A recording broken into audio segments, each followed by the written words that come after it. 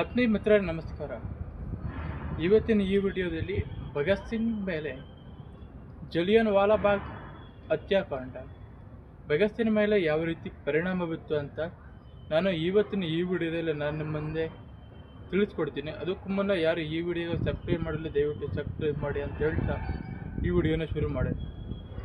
ಮಿತ್ರರೇ, ಜಲಿಯನ್ ವಾಲಾಬಾಗ್ 1919 ಏಪ್ರಿಲ್ 13ರಂದು ಪಂಜಾಬಿನ ಅಮೃತಸರಿನ ಬಳಿಯ ಜಲಿಯನ್ ವಾಲಾಬಾಗ್ನಲ್ಲಿ ನಡೆಯುತ್ತೆ. ಆ ಜಲಿಯನ್ ವಾಲಾಬಾಗ್ ಹತ್ಯಾಕಾಂಡ ನಡೆಯೋಕ್ಕೆ ಪ್ರಮುಖ ಕಾರಣ ಬ್ರಿಟಿಷ್ನ ಜನರಲ್ ಡಯರ್ ಎಂಬ ವ್ಯಕ್ತಿ.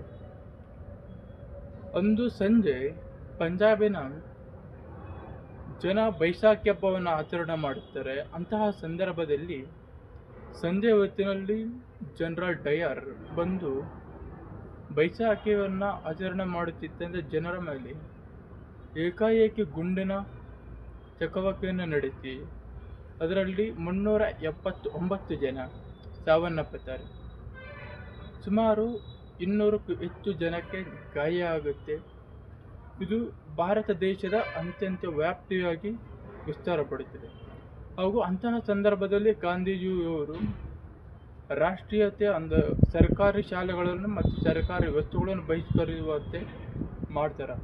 ಅಂತಹ ಸಂದರ್ಭದಲ್ಲಿ ಭಗತ್ ಸಿಂಗ್ 12ನೇ ವಯಸ್ಸಿನಲ್ಲಿರ್ತಾರೆ.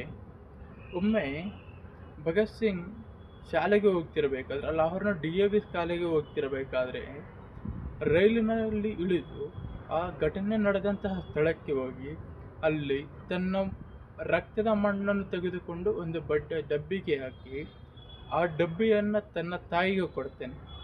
ತನ್ನ ತಾಯಿ ಪ್ರಶ್ನೆ ಮಾಡ್ತಾರೆ, ಈ ಮಣ್ಣು ಯಾವುದು ಅಂತ. ಆಗ ಭಗತ್ ಸಿಂಗ್ ಕೇವಲ 12 ವರ್ಷದ ಪುಟ್ಟ ಬಾಲಕ ಈ ಮಣ್ಣು ತ್ಯಾಗದ ಪ್ರತ್ಯೇಕ ಮಣ್ಣು ಅಂತ ಹೇಳ್ತಾನೆ.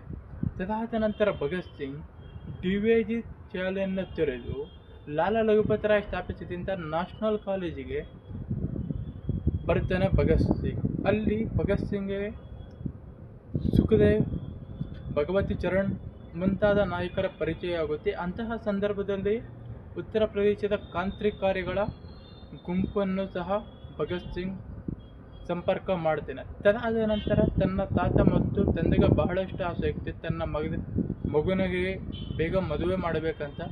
ಇಂತಹ ಸಂದರ್ಭದಲ್ಲಿ ಭಗತ್ ಸಿಂಗ್ ರಾಷ್ಟ್ರ ಸೇವೆಗಾಗಿ ತನ್ನ ಮನೆಯನ್ನು ತೆರೆದು ದೆಹಲಿಗೆ ಸೇರ್ತಾನೆ.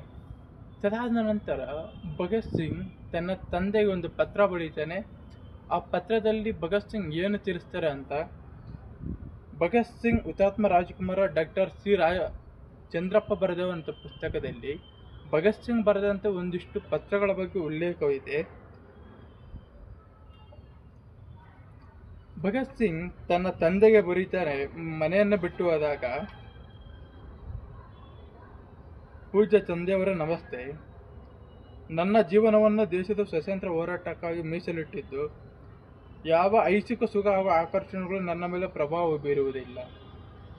ನನ್ನ ಬಾಪು ಆದಂಥ ಅಂದರೆ ತಾತ ಅವರು ನನಗೆ ಜನಿವಾರವನ್ನು ಧಾರಣೆ ಮಾಡುವ ಸಂದರ್ಭದಲ್ಲಿ ನನ್ನ ಜೀವನವನ್ನು ದೇಶದ ಸ್ವಾತಂತ್ರ್ಯ ಹೋರಾಟಕ್ಕಾಗಿ ಮೀಸಲಿಡುವುದೇನು ಹೇಳಿರುವುದನ್ನು ನಾನು ಇಲ್ಲಿ ಸ್ಮರಿಸಿಕೊಂಡು ತಾತನವರ ಇಚ್ಛೆಯಂತೆ ನಾನು ತಮ್ಮ ವ್ಯವಸ್ಥೆಯನ್ನು ವಿನಯಪೂರ್ವಕವಾಗಿ ನಿರಾಕರಿಸುತ್ತಿದ್ದೇನೆ.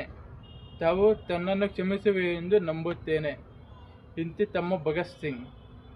ಮಿತ್ರರೇ, ಈ ದೇಶಕ್ಕಾಗಿ ಹೋರಾಡಿದಂಥ ಪ್ರತಿಯೊಬ್ಬ ಕ್ರಾಂತಿಕಾರಿ, ಅದು 18 ವರ್ಷದ